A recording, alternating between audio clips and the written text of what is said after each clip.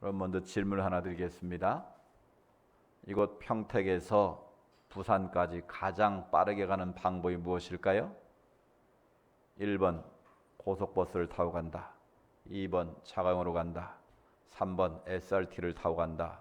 4번 애인과 함께 간다. 몇 번?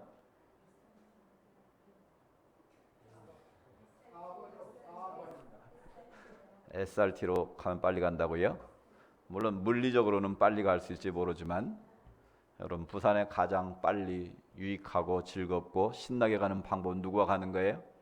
사랑하는 님과 함께 가는 거예요.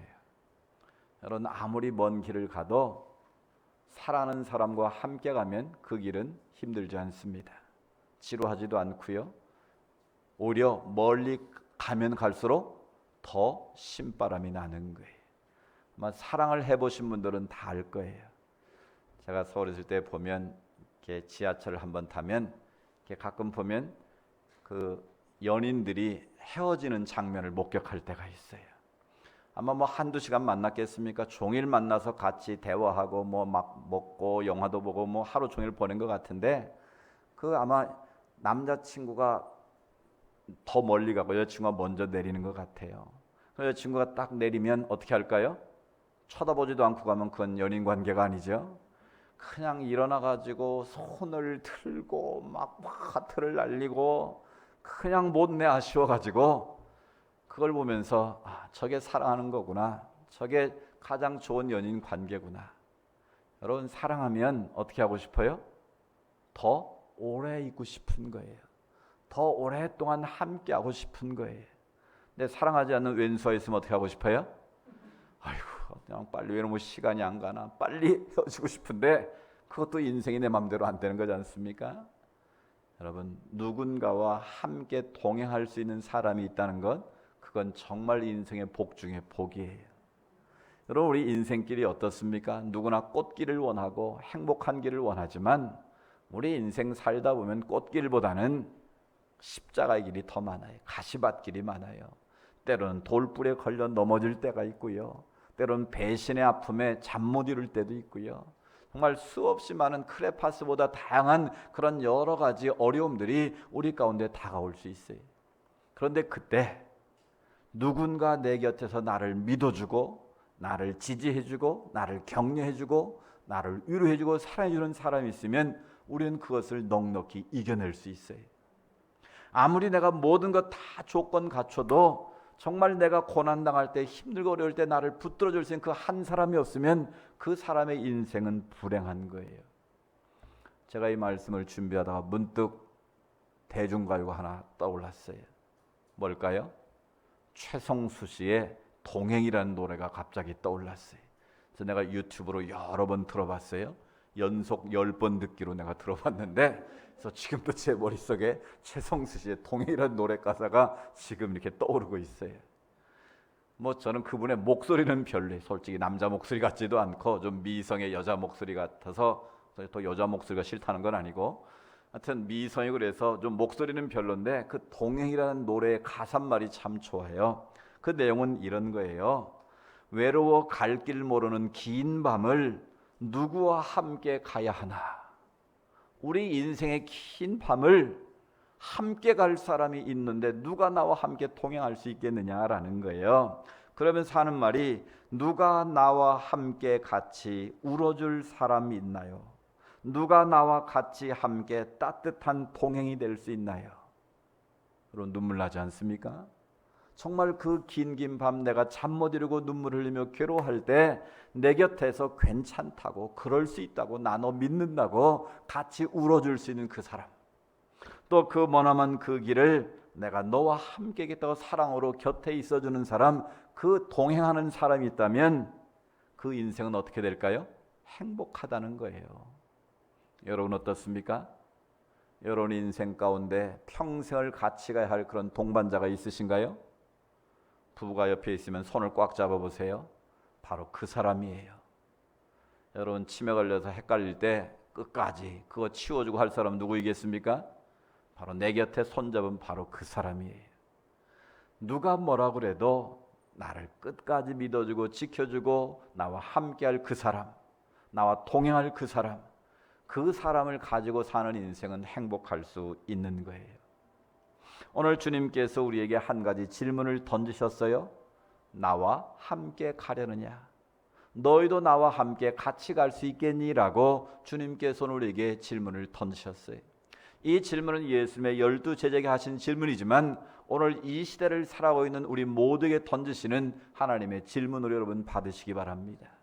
내가 인생 여정 가운데 주님께서 이 질문을 내게 걸어오실 때에 나는 과연 어떤 대답을 할 것인지, 나는 어떤 부류에 속한 사람으로 인생을 살 것인지, 신앙의 길을 걸어갈 것인지 우리가 결단하는 그런 시간 되면 좋겠어요. 오늘 본문 말씀에 보면 세 종류의 사람이 나옵니다. 나와 함께 가려느냐?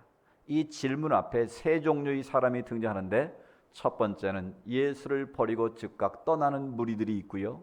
물론 제자라고 표현했지만 12 제자와는 다른 예수님을 따르는 무리들을 말합니다. 예수님을 버리고 떠나는 사람이 있고요.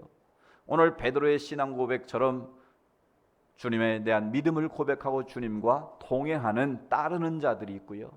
또 한 부리는 잠깐은 같이 있는 것 같은데 결국은 예수님을 배신하고 뒤통수를 치는 그런 사람이 등장합니다.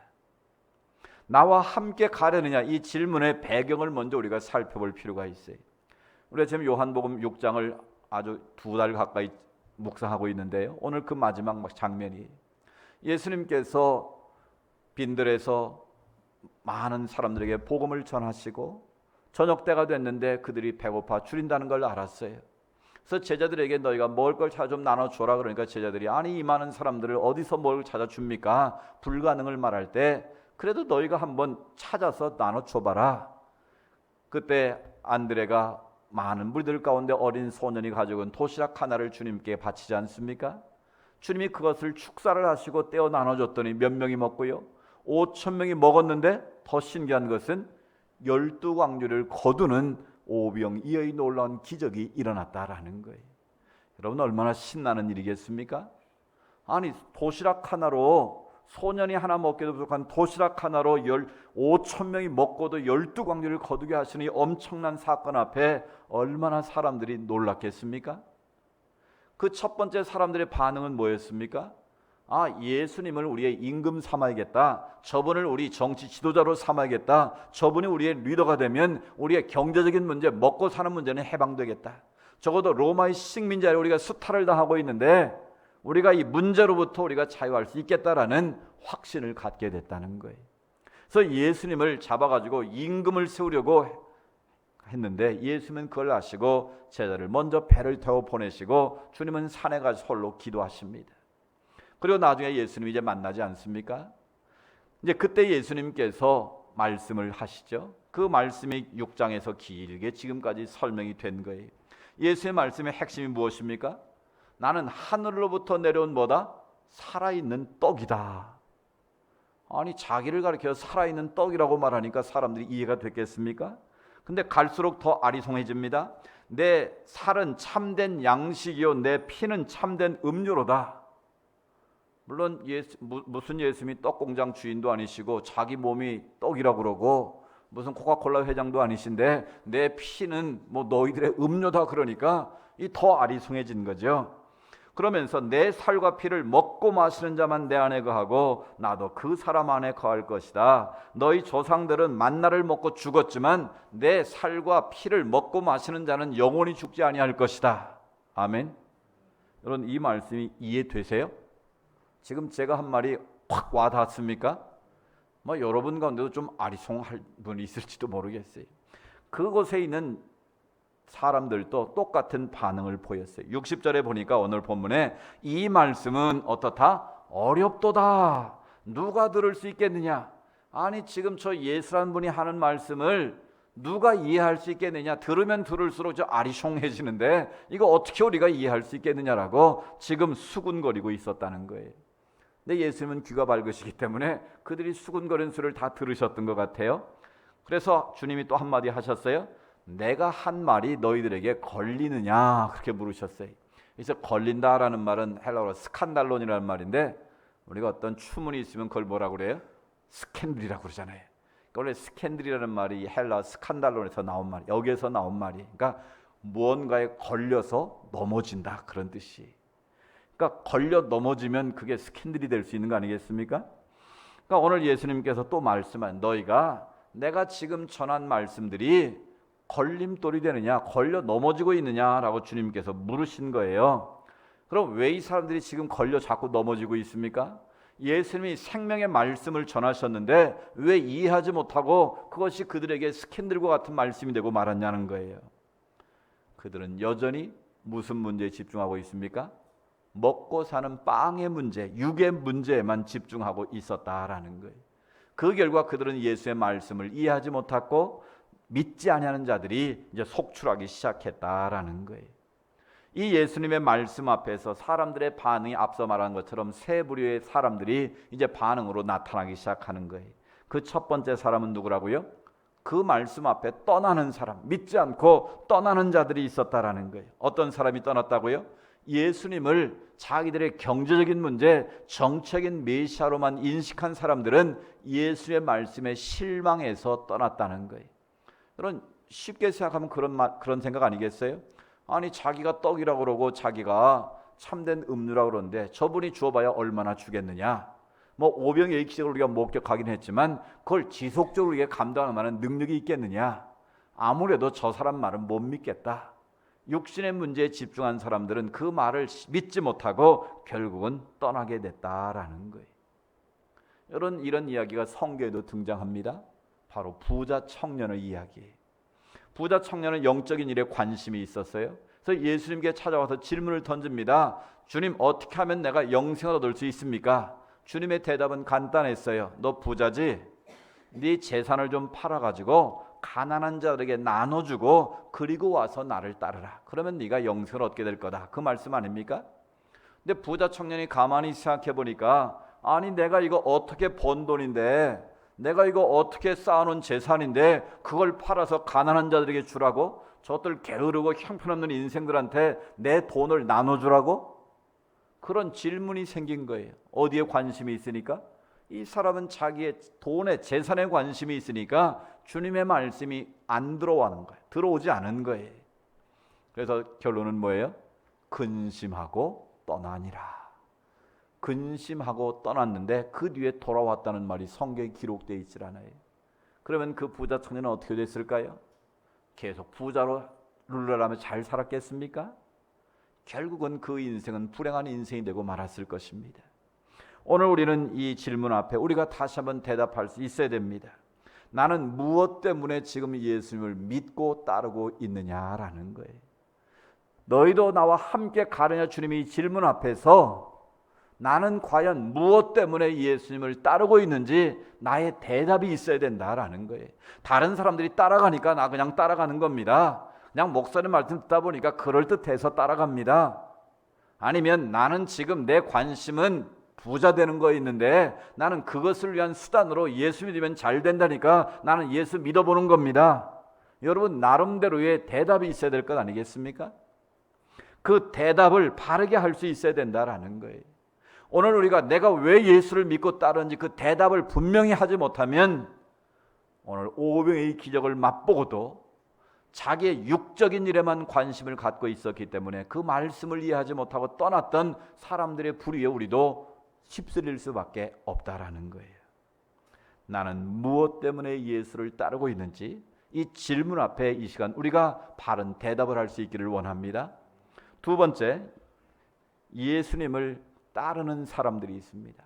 중간에는 실수하고 넘어졌지만 끝까지 주님을 믿고 따르는 신실한 제자들이 있었다라는 거예요. 예수님은 다시 12제자에게 질문했습니다. 다른 사람들은 육적인 일에 관심이 있으니까 믿지 않고 많은 사람이 떠나갔는데 12제자, 그러면 내가 너희를 특별히 선택해서 훈련시킨 너희는 어떤 마음이냐? 주님께서 질문하셨어요. 그러니까 너희도 가려느냐, 이 질문의 의도 속에는 너희들도 저렇게 가지 않겠느냐라는 주님의 의구심이 담겨있는 실은 표현이에요. 그러니까 봐라, 저 사람들이 빵의 문제, 땅의 문제에 관심을 갖고 있다가 그게 충족되니까 다 떠나지 않느냐? 그럼 너희가 3년 동안 나와 지금 먹고 마시고 같이 훈련받고 있는데 혹시 너희도 그렇지 않겠느냐? 그런 의구심을 가지고 주님께서 질문을 던진 거예요. 그런데 혜성같이 잘난 체를 다른 베드로가 역시 명석한 대답을 내놓았습니다. 베드로가 뭐라고 대답했습니까? 같이 읽어볼까요? 68절 69절 시작. 주여, 영생의 말씀이 주께 있사오니 우리가 누구에게로 가오리까? 우리가 주는 하나님의 거룩한 자이신 줄 믿고 알았사옵나이다. 아멘. 이 베드로는 잘 넘어지기도 하지만 이 대답도 잘해요. 이 가이사랴 빌립보에서 너희는 나를 누구라고 하느냐 물었을 때도 베드로가 제일 먼저 명답을 했잖아요. 주는 그리스도시요 살아계신 하나님의 아들이십니다. 그러니까 예수님이 막 기분이 너무 좋으셔가지고 바요나 시몬아 네가 복이 있다. 이걸 알게 하는 네가 아니라, 그러니까 네 머리 가지고는 그 대답 못했을 텐데 그걸 알게 한 것은 아마 하나님이실 거다. 내가 너에게 천국의 열쇠를 주겠다. 엄청난 복을 받았어요. 그 신앙 고백에 내가 교회를 세우겠다 할 정도로 엄청난 주님의 축복이 쏟아졌어요. 오늘 너희도 가려느냐라고 물었을 때 베드로가 또 명답을 한 거예요. 주여, 영생의 말씀이 당신께 있는데 내가 어디를 가겠습니까? 주의 거룩하신 말씀을 내가 쫓아야 되지 않겠습니까? 여러분, 이 말씀에는 두 가지 의미가 담겨 있는 거예요. 베드로의 이 대답 속에는 중요한 두 가지 우리 신앙의 고백이 담겨 있어요. 첫 번째는 주님은 내 인생의 구세주십니다. 여러분, 예수 그리스도가 여러분의 인생의 구세주가 되심을 믿으십니까? 구세주라는 말은 죄로부터 우리를 건져주신다, 그런 말씀이 My Savior, 물에서 건져낸다, 그게 구원의 뜻 아닙니까? 우리가 죄의 물에 빠져 지금 허우적거리고 막 꼴깍꼴깍 죽어가는데 그때 주님께서 손을 내밀어서 나를 건져주신 것을 믿는 거예요. 여러분, 예수님이 여러분의 모든 죄로부터 용서하시고 구원해 주심을 믿습니까? 이 구원의 확신이 가장 신앙 출발의 신앙생활의 첫 출발이 되어야 한다라는 거예요. 그 어떤 다른 이유도 주님을 따르는데 조건이 될 수 없다는 거예요. 이유가 될 수 없다는 거예요. 나 같은 죄인 살리신 하나님의 은혜가 감사해서 우리가 예배를 드리고 예물을 드리고 하나님께 경배를 드린 것 아니겠습니까? 그 은혜와 감격을 잃어버리는 순간 우리는 세상길로 가는 거예요. 헛된 마음을 가지고 주님을 따를 수 있다라는 거예요. 두 번째는요, 베드로의 신앙 고백 속에는 예수님의 역사적 실제를 나는 믿습니다, 그 말이 있는 거예요. 그 뜻은 주님의 십자가와 부활의 사건을 나를 위한 사건으로, 우리 모두를 위한 사건으로 나는 믿습니다라는 믿음의 고백이 있는 거예요. 여러분, 오늘 우리에게 있어 잘 판단해 보십시오. 예수 그리스도를 나의 구세주로 믿는 믿음은 다 있어요. 여러분 다 그 믿음이 있으시죠? 그런데 이 두 번째 이 믿음이 중요합니다. 예수님을 나의 주님으로 고백하는 믿음의 삶이 따라야 된다라는 거예요. 주님을 주여 주여 내가 믿습니다라는 그 믿음의 고백도 중요하지만 예수 그리스도 그분이 내 인생의 주가 되심, 로드십을 인정해야 된다라는 거예요. 예수님이 내 인생의 주가, 주인이 되신다는 말은 나는 그분의 뭐가 되겠다는 뜻이에요? 나는 주님의 종이 되겠다라는 고백인 거예요. 그 고백을 주님은 원하시는 거예요. 여러분, 예수님 당시의 종은요, 뭐가 없었습니까? 종은 생명권이 없는 사람이에요. 그 목숨이 누구 손에 달렸습니까? 주인 손에 달린 거예요. 주인이 마음에 안 들면 죽여도 할 말이 없는 게 그 당시 종의 신분이었어요. 또 종은 재산권이 없습니다. 아무리 수고의 땀을 흘려도 자기 재산이 되지 않는 거예요. 다 주인의 재산을 증식시키는 수단에 불과한 거예요. 심지어 자식을 낳아도 그 자식은 누구 소유예요? 주인의 소유에 불과한 거예요. 그러니까 아무리 수고의 땀을 흘려도 그 모든 것은 주인에게 속한 거예요. 주인의 재산이라는 거예요. 세 번째는요, 종은 뭐가 없을까요? 자유가 없는 사람이에요. 자기가 먹고 싶다고 마음대로 먹을 수 없어요. 놀러 가고 싶다고 놀러 갈 수 없는 사람이에요. 그 모든 시간은 주인의 권한에 속해 있는 거예요. 즉 우리가 예수를 내 인생의 주인이시다라고 고백한다는 것은 내 생명도 누구 것이다? 주님의 손에 달려 있습니다. 내 모든 재산도 주님의 손에 달려 있습니다. 내 모든 자유도, 내 모든 삶의 권한도 주님께 있습니다라는 것을 믿음으로 고백하며 사는 사람, 그게 바로 예수의 로드십을 인정하는 신앙인의 모습인 거예요. 그러니까 오늘 베드로의 신앙 고백에 이 두 가지가 담겨 있는 거예요. 오늘 저와 여러분이 예수님을 끝까지 따라갈 수 있는 그 비결, 그 에너지가 어디 있습니까?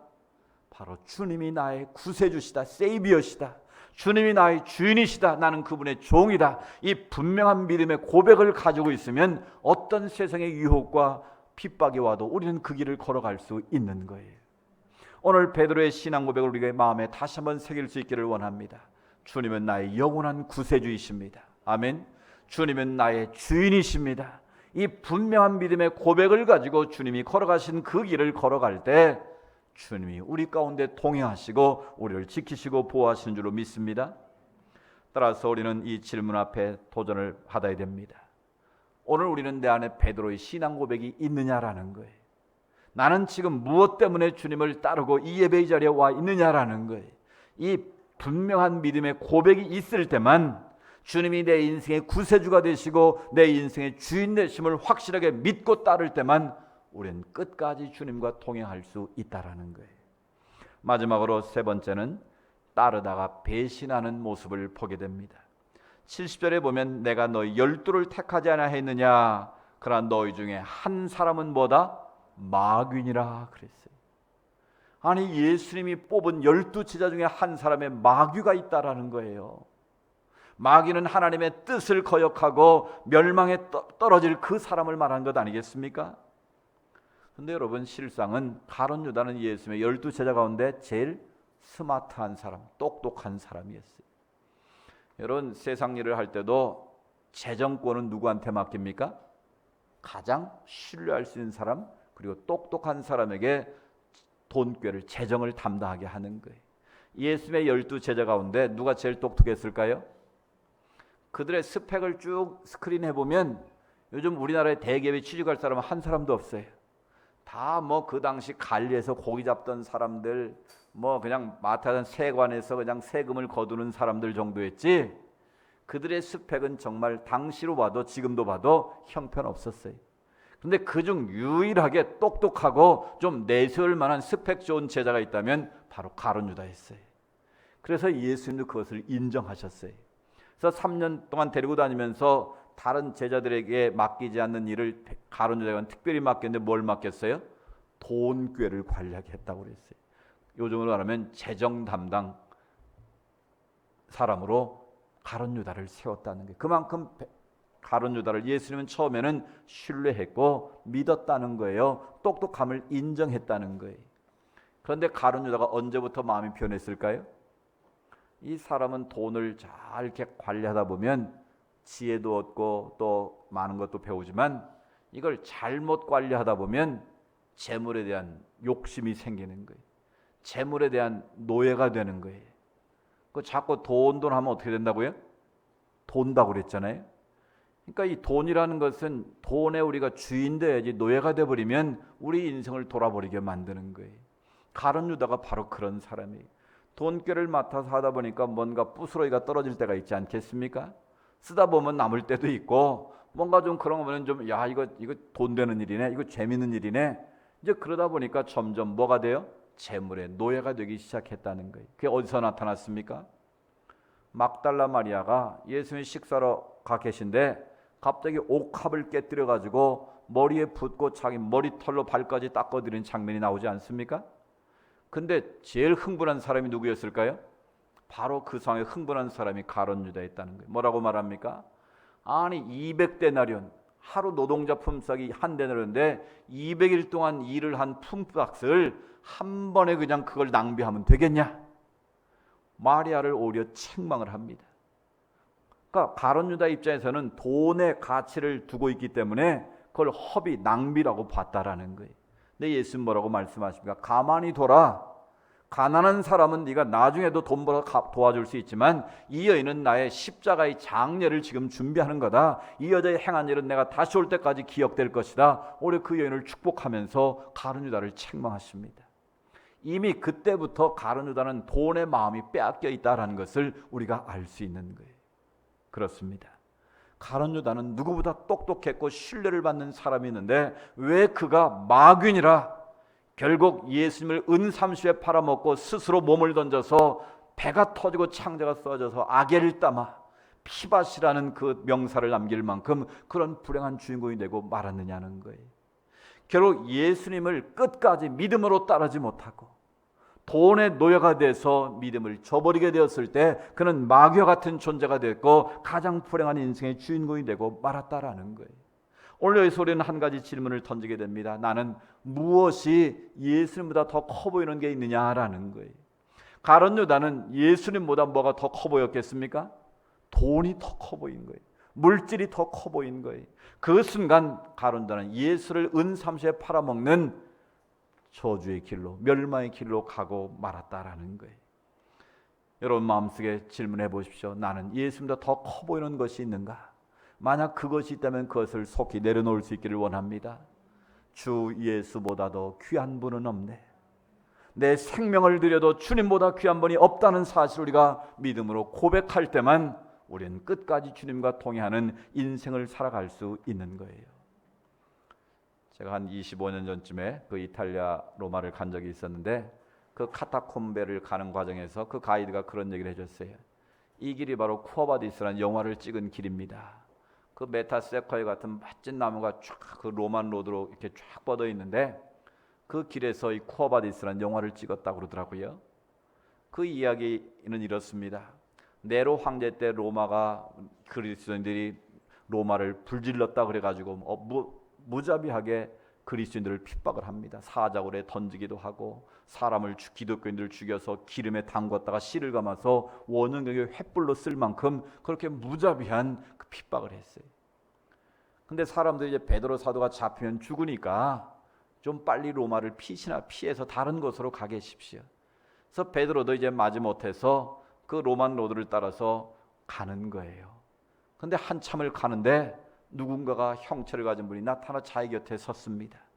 눈을 들어 보니까 그분이 바로 예수님이셨어요. 그때 베드로가 던진 질문이 바로 이 말이에요. 쿠어바디스 도미네, 쿠어바디스 도미네, 주님 어디로 가십니까? 라고 베드로가 질문을 던진 거예요. 그때 주님께서 대답하십니다. 나는 네가 버리고 간 로마 그 교회를 위해서 다시 십자가를 지기 위해서 로마로 가는 중이다. 그렇게 말씀하십니다. 그때 베드로가 주님의 말씀을 깨닫고 다시 발걸음을 돌려서 로마로 들어가서 복음을 전하다가 결국은 예수님처럼 십자가에 달리면 안 된다. 그래서 십자가에 거꾸로 매달려서 죽임을 당하는 순교의 제물이 되었다고 합니다. 여러분 쿠어바디스, 주님 어디로 가십니까? 라고 우리는 주님께 질문을 던질 수 있지만 주님은 거꾸로 우리에게 질문을 던지십니다. 너희는 나와 함께 끝까지 이 길을 걸어갈 수 있겠느냐? 그 길이 고난의 길이고 가시밭길이고 십자가의 길이라 할지라도 나와 함께 끝까지 이 고난의 길을, 이 십자가의 길을 함께 통행할 수 있겠느냐라고 주님은 우리에게 물으시는 거예요. 스코틀랜드 출신의 장로교 의사였던 리빙스턴 선교사가 있습니다. 중앙아프리카에다 평생을 복음을 전해 선교를 했는데요. 그 선교단체에 이렇게 편지를 보냈답니다. 당신이 일하는 곳에 좋은 길을 발견하셨습니까? 그렇다면 다른 선교사님들을 당신에게 좀 보내고 싶습니다. 그때 리빙스턴이 즉각적으로 이렇게 답을 보냈다고 합니다. 좋은 길이 있다는 이유 때문에 이곳에 오겠다는 사람들이 있다면 저는 그런 사람들은 하나도 필요하지 않습니다. 제가 바라는 사람들은 길이 전혀 없어도 주님을 위해서라면 오겠다는 사람들입니다. 그렇습니다. 주님이 필요로 하는 사람은 내 유익을 구하는 자들이 아닙니다.